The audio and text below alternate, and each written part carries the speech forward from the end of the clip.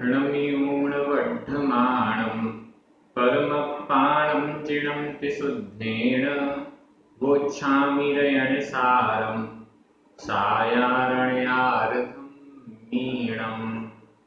बोलिए श्री 1008 वास्तुपूज्य भगवान की जय। आचार्य श्री कुंद कुंद स्वामी की जय। हम सभी बड़े सौभाग्यशाली हैं जो हमें आचार्य कुंद कुंद स्वामी का महान ग्रंथ रयण सार के अध्ययन का अवसर मिल रहा है। यह ग्रंथ बहुत महत्वपूर्ण है। एक एक गाथा में अनेक महत्वपूर्ण हमारे जीवन के लिए बेहद उपयोगी ऐसे प्रकरण उपस्थित हो रहे हैं। आज हम दो गाथाओं का अध्ययन करेंगे, क्रमशः गाथा क्रमांक 126 और 127। ये दोनों गाथाएं मुनियों की दृष्टि से, कौन से मुनि बहिरात्मा है, कौन सा योगी, कौन सा साधु क्या करे जिससे कि वह निर्वाण प्राप्त कर सकता है, ये बहुत अच्छा वर्णन आचार्य कुंद कुंद स्वामी हमारे सामने प्रकट कर रहे हैं। चलिए प्रारंभ करते हैं। गाथा क्रमांक 126। उच्चारण। विषय विषय विरक्तो विरक्तो मुञ्चै मुञ्चै विषयासक्तो विषयासक्तो ण मुञ्चये मुञ्चये जोई जोई बहिरंतर बहिरंतर परमप्पा परमप्पा भेयम बहिरंतर परमप्पा भेयम जानेह जानेह किम बहुणा बहुणा विषय विरक्तो मुञ्चै विषय विरक्तो मुञ्चै विषयासक्तो न मुञ्चै जोई विषयासक्तो न मुञ्चै जोई बहिरंतर परमप्पा बहिरंतर परमप्पा भेयं जानेह किं बहुणा भेयं जानेह किं बहुणा। बहुत अच्छी गाथा है। जोई एकदम दूसरे चरण के अंत में, जोई योगी योगी हे योगी, यहाँ जोई शब्द संबोधन के रूप में है। हे योगी, हे साधु।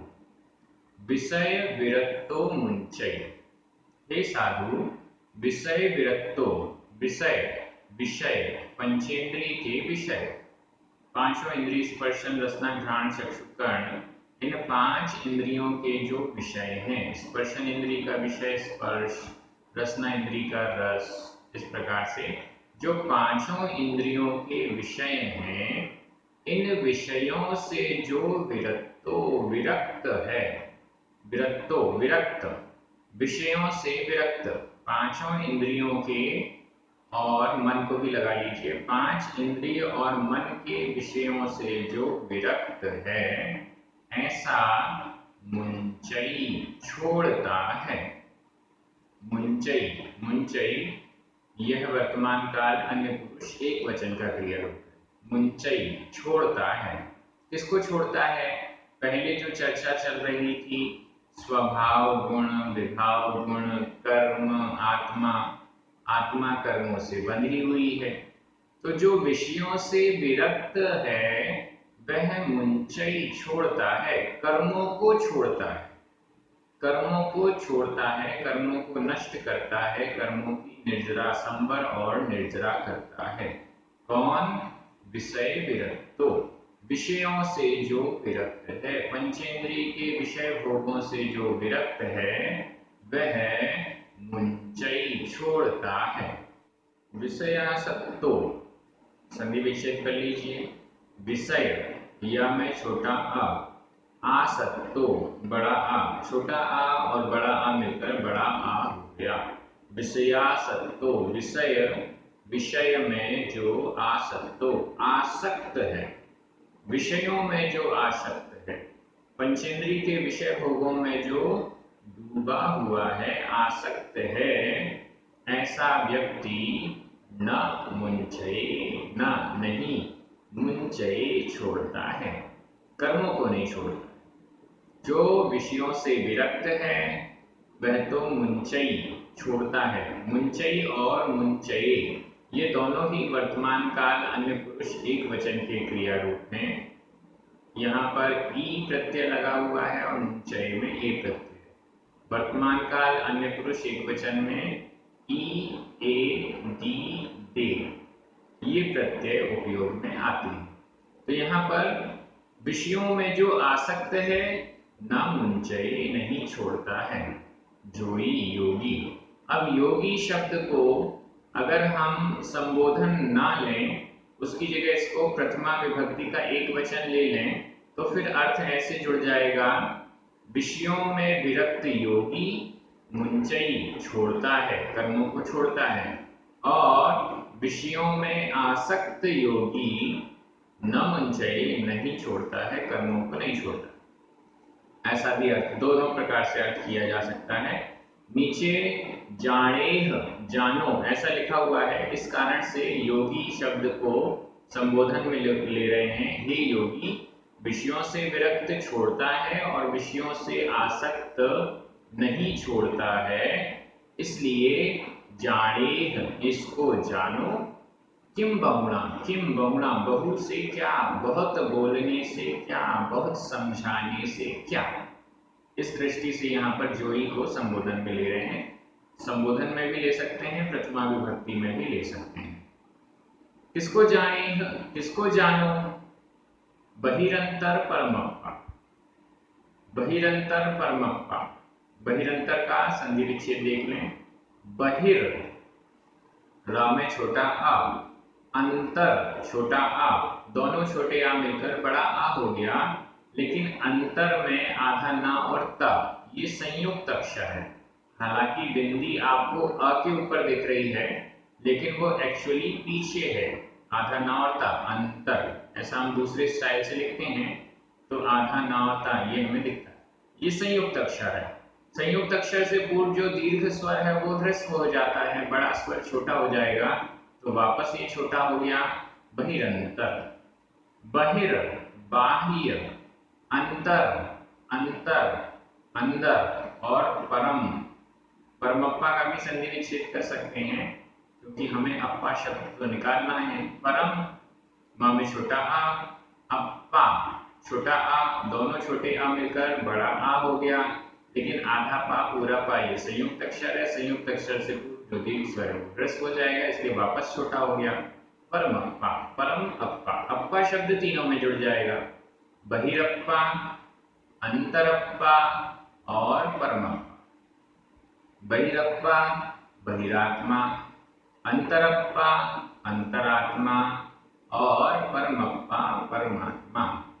ध्येयम, भेद को, बहिरात्मा, अंतरात्मा और परमात्मा रूप भेद को जानेह, जानेह जानो। हे योगी, जानेह जानो, तुम सभी इस बहिरात्मा, अंतरात्मा और परमात्मा के भेद को जानेह जानो। किम बहुणा, अधिक से क्या, किम यानी क्या, क्या लाभ है, बहुणा बहु से, अधिक से, इससे ज्यादा बोलने से, इससे ज्यादा समझने से क्या लाभ है। इतना ही समझ लो, उतने में ही आपका काम हो जाएगा। जैसे पहले भी आया था ना पिछली गाथा में, आसव बंधन संवर निर्जर जानेह किम बहुणा, आसव बंधन संवर और निर्जरता को जान लो, अधिक से क्या। यहाँ पर भी वैसे ही बहुणा, यहाँ पर तृतीया विभक्ति का एक वचन है, अनियमित प्रयोग है। बहिरात्मा कौन, अंतरात्मा कौन, परमात्मा। हालांकि आगे की गाथाओं में इनका विवेचन आ रहा है, बहिरात्मा कौन है इत्यादि, तो वहां पर देखेंगे, लेकिन नॉर्मली देख लेते हैं। बहिरात्मा, अंतरात्मा और परमात्मा। परमात्मा तो वो हैं जिनकी आत्मा परम हो चुकी है, उत्कृष्ट हो चुकी है। अरिहंत भगवान और सिद्ध भगवान ये परमात्मा कहलाते हैं। हर दृष्टि से देख लिया जाए, साधुओं की दृष्टि से भी वे परमात्मा हैं और हम सभी की दृष्टि से भी। सभी जीवों की अपेक्षा वे परम हैं, उत्कृष्ट हैं, इसलिए परमात्मा है। अब है बात बहिरात्मा और अंतरात्मा की। ध्यान से सुनिएगा। बहिरात्मा और अंतरात्मा की परिभाषाएं अलग अलग लेवल पर थोड़ा थोड़ा डिफरेंट हो जाती हैं। बहिरात्मा और अंतरात्मा की परिभाषा सबसे निचले स्तर पर गृहस्थों की, सामान्य जीवों की दृष्टि से आत्मा से जो बाहर है, मतलब शरीर और आत्मा को एक मानने वाला, शरीर और जीव को एक मानने वाला बहिरात्मा है, आत्मा से बाहर है। दूसरा अंतरात्मा, जो शरीर और आत्मा को भिन्न भिन्न मानता है, वह अंतरात्मा है। अंतरात्मा के कई भेद कर दिए गए हैं, बहिरात्मा और अंतरात्मा। थोड़ा सा लेवल और बढ़ा देते हैं। मुनि महाराजों की दृष्टि से जब बात की जाए तो बहिरात्मा की परिभाषा अभी अगली गाथा में आ रही है। वहां पर ये कह रहे हैं, वहां पर ये नहीं कह रहे हैं कि जो आत्मा और शरीर को एक मानता है। परिभाषा थोड़ी और ऊंची हो गई। और फिर जब आचार्य कुंद स्वामी समय सार में पहुंचेंगे तो बहिरात्मा किसको कह रहे हैं? जो अपनी आत्मा में डूबा हुआ नहीं है, जो अपनी आत्मा में डूबा हुआ नहीं है, वह बहिरात्मा है, आत्मा से बाहर है। तो ऐसे करके अलग अलग लेवल पर बहिरात्मा और अंतरात्मा की परिभाषा अलग अलग हो जाती है। यहाँ पर सामान्य दृष्टि से कहा गया तो शरीर और आत्मा को जो एक मानता है वह बहिरात्मा है। शरीर को ही आत्मा मानता है, शरीर ही मैं हूं ऐसा मानता है, वह बहिरात्मा है। अगली गाथा में मुनियों की दृष्टि से बहिरात्मापना क्या है वो बताया जाएगा, हमारे लिए भी समझने योग्य है। ये गाथा तो बड़ी सरल है और आपको समझ में आ गई। अब तो प्राकृत भाषा आपको इतनी सरल लगने लगी है, नए लोग जो ज्वाइन होते हैं वो कहते हैं ये तो बड़ा कठिन है, आप विभक्तियां कैसे बता देते हो, आप कृदंत कैसे बता देते हो, ये तो बड़ा मुश्किल है। लेकिन जो लोग 2 साल से जुड़े हुए हैं, प्राकृत का हल्का फुल्का अध्ययन भी अच्छे से कर लिया है, वे कहते हैं ये तो हम भी बता सकते हैं, बड़ा सरल है। सबसे सरल भाषा इस दुनिया की वो प्राकृत भाषा है, प्राचीन भाषाओं की दृष्टि से बात करें तो। इसलिए, और ये प्राकृत भाषा हमारे जैनों की मूल भाषा है। हमारे जैन जितने तीर्थंकर हुए, आचार्य हुए, उन सब के उपदेश प्राकृत भाषा में ही हुए हैं।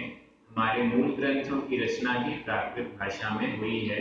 इस दृष्टि से प्राकृत भाषा ही हम सभी जैनों की मूल भाषा है।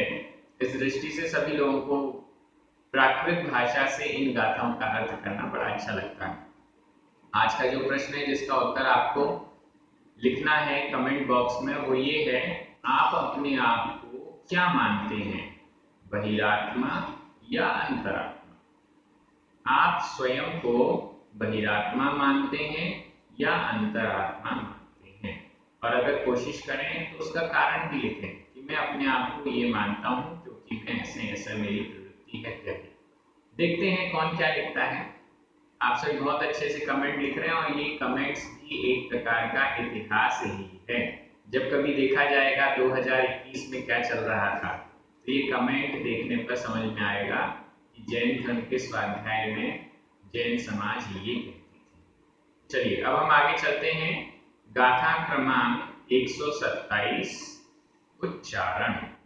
निय निय अप अप णाण णाण झाण झयण झाण झयण आधा ज झ झाण झयण सुहाम्य, सुहाम्य, रसायनम, रसायनम, ये पूरा एक समासित पद है।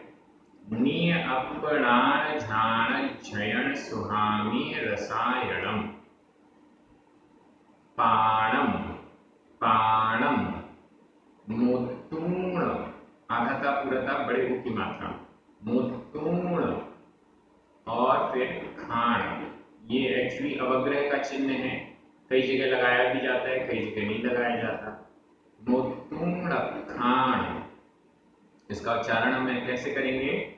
मुतूण खाण, ण को इसके साथ में बोलेंगे, ण खाण, मुतूण खाण, तब जाकर यहाँ जो अ का लोप हुआ है अवग्रह के रूप में दिखाई दे रहा है, उसका भी उच्चारण ठीक आ जाएगा। मुतूण खाण, सुहम, जो भुंजई, भुंजई, सो बहिरप्पा, बहिरप्पा, निय अपणान झाण, निय अपणान झाण, झयण सुहाम्य रसायनम पाणम, झयण सुहाम्य रसायनम पाणम, मुतूण खाण सुहम, मुतूण खाण सुहम, जो भुंजई सोहु बहिरप्पा, जो भुंजई सोहु बहिरप्पा। बड़ी अच्छी परिभाषा बहिरप्पा। सोहु बहिरप्पा, सो यानी वह, हु निश्चित रूप से, बहिरप्पा बहिरात्मा है, वह निश्चित रूप से बहिरात्मा है। कौन है बहिरात्मा?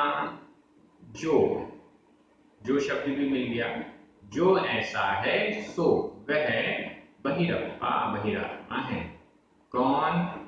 निय अपणान झाण झयण सुहाम्य रसायनम पाणम मुतूण। बहुत बड़ा ये शब्द हो गया है, धीरे धीरे समझने का प्रयास करते हैं, नीचे से ही समझिए।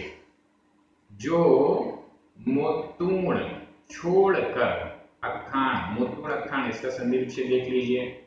मुतूण ण में छोटा अ, अखाण छोटा अ, ये दो छोटे अ हैं, तो अखाण का जो अ है उसका लोप हो गया। लोप हो जाने के कारण उसको बताने के लिए यहाँ पर अवग्रह का चिन्ह, एक बड़ा एस का चिन्ह आपको दिख रहा है, अवग्रह का चिन्ह लगा दिया गया। मुतूण ये अलग हो गया और अखाण ये अलग हो गया।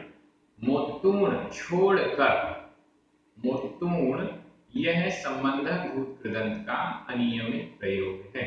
मुतूण छोड़कर, किसको छोड़कर? ऊपर वाली लाइन में जो बताया गया है उसको छोड़कर, जो अखाण सुहम भुंजई, जो अखाण अक्ष के, अक्षों के, अक्ष का मतलब होता है इंद्रिय, इंद्रियों के सुहम सुख को भुंजई भोगता है। ऊपर वाली लाइन में जो कहा गया है उसको मुतूण छोड़कर, जो अखाण सुहम भुंजई, अखाण अक्षों के, इंद्रियों के सुहम सुख को भुंजई भोगता है, सो बहिरप्पा, वह बहिरप्पा बहिरात्मा है। इंद्रियों के सुख को जो भोगता है, किसको छोड़कर? अब ऊपर चलते हैं। निय अप, निय निज, अप आत्मा, निज आत्मा के लिए णाण झाण झयण, णाण ज्ञान, झाण झयण, इसका संधि विच्छेद करें। झाण ण में छोटा अ, अझयण छोटा अ, दोनों छोटे आ मिलकर बड़ा आ हो गया, लेकिन आधा ज और झ ये संयुक्त अक्षर है, संयुक्त अक्षर से पूर्व जो दीर्घ स्वर है वो भी छोटा हो गया, वापस झाण झयण। झाण यानी ध्यान, अध्ययन अध्ययन। नि अप निज आत्मा के लिए, णाण ज्ञान, झाण ध्यान और अध्ययन अध्ययन रूप सुहामीय रसायनम। सुहामीय, इसका भी संधि विच्छेद देखें। सुह, हा में छोटा आ, अमीय, अमीय छोटा आ, दो छोटे आ मिलकर बड़ा आ हो गया, सुहामीय। सुह अमीय, अमीय का अर्थ होता है अमृत, सुखामृत। रसायनम रसायन, सुखामृत रूप रसायन क्या है? निज आत्मा के लिए ज्ञान, ध्यान और अध्ययन, ये तीनों कैसे हैं? सुखामृत का रसायन है। सुख, सुख रूप अमृत का रसायन है। रसायन मतलब जैसे रसायन शास्त्र में होता है ना, केमिस्ट्री में लिक्विड बनाया जाता है, ये मिलाया वो मिलाया और एक रसायन बन गया, तो वह एक रसायन है। कैसा रसायन है? अमृत रसायन है, सुखामृत रसायन है, सुख रूप अमृत का रसायन है। किसके लिए है? निज आत्मा के लिए। क्या है सुख रूप अमृत का रसायन? ज्ञान, ध्यान और अध्ययन। ज्ञान, ध्यान और अध्ययन, स्वाध्याय, ये तीनों ही निज आत्मा के लिए सुहामीय रसायन, सुख रूप अमृत का, सुखामृत का रसायन है। और इस रसायन को पाणम मोतूर्ण, पाणम यानी पान, रसायन का पान करना, सुखामृत को पीना, ज्ञान ध्यान और अध्ययन रूप सुखामृत रूप रसायन को, सुखामृत के रसायन को पाणम पीना, मोतूर्ण छोड़कर, अपनी आत्मा के लिए जो सुखामृत रूप रसायन है, ऐसे ज्ञान ध्यान और अध्ययन के पान को, सेवन को मोतूर्ण छोड़कर, जो अखाण सुहम भुंजे, जो इंद्रियों के सुखों को भोगता है, सो बहिरप्पा, वह बहिरात्मा है। मुनियों की दृष्टि से बात की जा रही है। मुनियों को स्पष्ट किया जा रहा है कि विषयों में जो विरक्त है वो कर्मों को छोड़ता है, विषयों में जो आसक्त है वो कर्मों को बांधता है। इस दृष्टि से आत्मा के लिए कल्याणकारी सुखामृत रूप रसायन जो है, ज्ञान ध्यान और अध्ययन, इसको, इसके पान को, इसके सेवन को मोतूर्ण छोड़कर जो इंद्रिय सुखों को भुंजई भोगता है, सो बहिरप्पा, वह बहिरात्मा है। मुनियों की दृष्टि से यहाँ बहिरात्मा की परिभाषा बताई गई है। अगर हम नॉर्मली गृहस्थ या नॉर्मल निचले स्टेज की बहिरात्मा की परिभाषा देखते हैं, तो उसमें तो ये आता है कि जो सम्यक दृष्टि है वो अंतरात्मा और जो मिथ्या दृष्टि है वो बहिरात्मा। जो शरीर और आत्मा को एक मान रहा है, मिथ्या दृष्टि है, वह बहिरात्मा है। लेकिन यहाँ पर मुनियों की दृष्टि से एक सम्यक दृष्टि को भी बहिरात्मा कह दिया गया। एक सम्यक दृष्टि जीव यदि ज्ञान ध्यान अध्ययन रूप सुखामृत पान को छोड़कर इंद्रिय सुखों के पीछे भाग रहा है, विषयों के पीछे भाग रहा है, अविरत है, तो वह भी बहिरात्मा यहाँ कह दिया गया है। बहिरात्मा की परिभाषा आगे बढ़ते बढ़ते चेंज होती जा रही है, उसमें सुधार होता जा रहा है। ऐसा मैंने पहले भी कहा था, इसको आप यहाँ भी समझिए। जब चौथे गुण स्थान वाले की दृष्टि से बहिरात्मा की परिभाषा बताई, तो चौथे गुण स्थान वाले को अंतरात्मा में कर दिया, जबकि वह विषयों में विरक्त भी नहीं है, विषयों में लगा हुआ है तब भी। लेकिन जब मुनियों की दृष्टि से बहिरात्मा और अंतरात्मा की परिभाषा बनाई जा रही है, तो वहां पर स्पष्ट कह दिया कि इंद्रिय सुखों के पीछे भागने वाला बहिरात्मा है। ऐसा होता है जब हम आगे आगे की स्टेज में बढ़ते जाते हैं तो परिभाषाएं और सूक्ष्म होती जाती हैं। ऐसा यहाँ भी समझना चाहिए।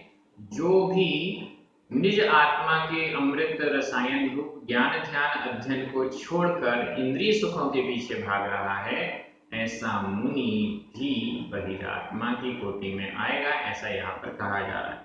बहिरात्मा की कोटि में वो मुनि होंगे, लेकिन इसका मतलब ये नहीं है कि वो सम्यक दृष्टि नहीं हो सकते। मुनियों को समझाया जा रहा है कि अब विषयों से विरक्त हो जाओ, इंद्रिय सुखों के पीछे मत भागो। हमें भी यह विचार करना चाहिए कि विषयों के पीछे हम भी ज्ञान ध्यान अध्ययन के पीछे भागें। ज्ञान ध्यान और अध्ययन स्वाध्याय रूप रसायन, अमृत रसायन का पान करें। इंद्रिय सुखों से बचने का प्रयास करें। इंद्रिय सुख जो मिल जाते हैं ठीक है, जो नहीं मिल रहे हैं कम से कम उनके पीछे ना भागें। ऐसा हमें थोड़ा थोड़ा तो विचार कर लेना चाहिए।